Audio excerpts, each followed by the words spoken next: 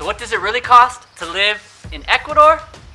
Healthcare, food, housing, and all that in between. Well, today I'm going to break down all of our costs that we pay living here as a family. And just for fun, we're going to head to an alternate reality, well, hey there, where we live in Wisconsin, so we can compare what we pay in Ecuador to what we would be paying if we stayed in the USA. And it's all coming your way right now.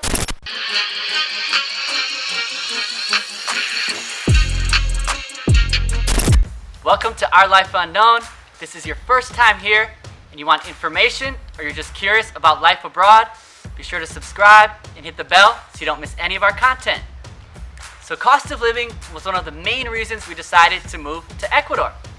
Ecuador has one of the lowest cost of livings in all of Latin America, so we knew we could live on less, which would give us more time to pursue passions and goals and more time for family bonding. But how big is the difference between what we live on in Ecuador versus what we'd be living on in the States? All right, well, let's explore those two realities and see how much we're actually saving living abroad. And let's head into it. So let's talk housing. So we rent a 4-bedroom, 4-bath home right on the ocean, and our home is fully furnished, which means that all of the furniture, all of the linens, the silverware, dishware, that's all included with the home. And most houses, apartments come fully furnished, which is awesome for people who are moving from a different country. Our rent that we pay is $750 per month. Included within that, though, is a maintenance worker. He comes weekly to do the yard work and to clean the pool. If you want to check out a full tour of our home, you can click on the link above. And let's see, other costs would be utilities. So this would be water and electricity. We pay on average $60 per month. So it can vary depending upon how often you're using those air conditioners or other things based on seasonality. Internet, so we have a pretty robust internet. Claire and I both teach online and we do YouTube, so we're uploading videos on the internet a lot. So we have a pretty high speed data, and we pay $60 per month for that. As far as cell phones, we both have a plan, $25 each. The one thing we've noticed in Ecuador is with cell phone plans is they don't offer unlimited data or unlimited internet, so that's one thing that's a bit different from the US. All right, so let's head to an alternate realm where we live in Wisconsin to see how costs stack up for housing there. Well, hey there. So we're living in Wauwatosa, Wisconsin. We came close to moving abroad 5 years ago, but I got a big promotion at work, so we planted our roots here. So with my 2 boys and Claire, Leo's 3 now, and he's always playing pranks on me. He's a little jokester, and Gabe is 1.5. All right, so into housing. So we pay $1,300 for a 3-bedroom, 2-bath apartment. We pay $150 in utilities. Our internet runs about $60. Cable is $150. And our cell phones are $50 a piece. Mother! Wow, it's weird to see an alternate version of myself. Glasses and some gray hairs. Not a fan of that. All right, so let's total up housing for Ecuador and US. See how they compare. All right, some nice savings there. Full disclosure, we aren't very frugal when it comes to food. We definitely enjoy quality meats, wine, certain snacks and brands that are a bit more expensive here in Ecuador. So our grocery bill is typically going to be higher than what most expats would pay here. And then people ask us, what do grocery stores look like? They're very similar to the US in terms of they have almost anything that one would offer there, just probably different brands than what you're used to, and there's no self-checkout, so that hasn't come here yet. Produce we buy from local vendors. There's a lot of guys that circle through our neighborhood, or they're on the sides of the road, and they all have awesome, good quality produce, and it's very inexpensive. So keep in mind, we're a family of 4. We also have a nanny, so our total grocery bill, excluding baby type stuff, is around $600 per month. Produce, it's around $120. And we do occasionally like to order out. There's a good pizza spot, Mexican spot that we like to go to. And there's some really great local food that is very inexpensive. You can get lunches or dinners for sometimes $3 to $4. All right. And that's about $70 per month on takeout and eating out. So let's head to another realm and take a look at food in the USA. Little rascal got me again. Thankfully I had this extra wig. All right, so in grocery store costs, talking food, we spend about $1,000 a month here in Wisconsin. Oh boy, excuse me. I've developed a bit of a intestinal issue due to all the stress I've been encountering. It caused me to release flatulence without any notice. All right, let's see. $400 we spend on eating out for my lunches at work in Starbucks. So I gotta get out of here. I gotta go. See ya. Alrighty. Well, I'm definitely not digging that version of me. I have bowel issues. Ay, ay, ay. All right, well, let's total the food costs. Ecuador, USA. Cha-ching.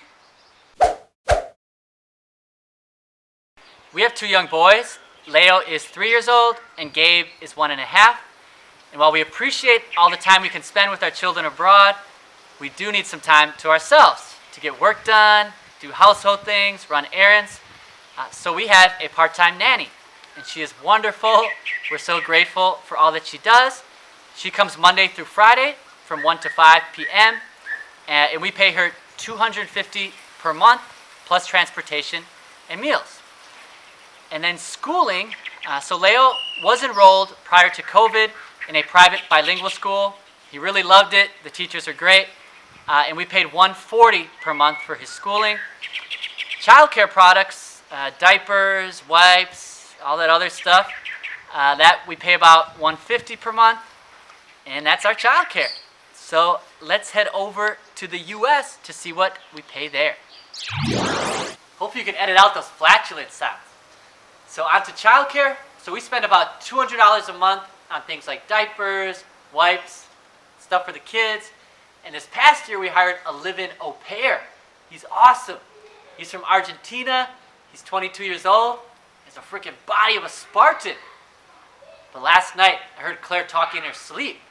She was yelling, "Dámelo duro, dámelo duro. Ay, Sandy, oh, sí, sí." Kevin! Oh, crap. Ooh, not digging that side of Claire. All right, well, let's total up childcare. All right, nice. Ecuador has free public health care. We've utilized it for minor issues and vaccines for our children. But anything major, we go to private health facilities. So we actually don't have insurance, so that's why we use public health, or we pay out of pocket for private clinics. We intend to get insurance at some point, but the private healthcare is really reasonable. Co-pays are around $20 to $40, depending where you go. And Claire delivered our second son, Gabriel, here via C-section, and our total costs were $3,000 in a really nice hospital in one of the bigger cities. The other thing in Ecuador is medications. They're very inexpensive, and many things that are prescribed in the US you can get here over the counter. We spend around $30 or so per month on medications. All right, a little bit nervous about this next one, but let's send it to the US for healthcare. So good segue. Claire almost sent me to the emergency room for that last comment. Okay, so to insure a family of 4, we pay around $1,200 per month. And then on medications, we spend about $100 for my little blue pill and Claire's hemorrhoid medication. Kevin, how dare you! Uh-oh. Let's get him, Leo!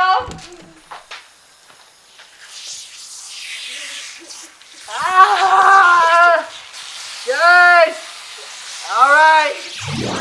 Boy, a rough day for alternate me. I don't think I want to see that version of myself anymore. All right, well, let's look at healthcare. Total those up. All right, some big savings there. Last, just a quick note on discretionary items. So we don't own a car here in Ecuador. We always travel by bus or taxi. It's very easy and affordable. Cars tend to be overpriced here, especially for some of those top brands. Personal care. So Claire cuts my hair, just pretty good, and Leo's, so we save on that cost.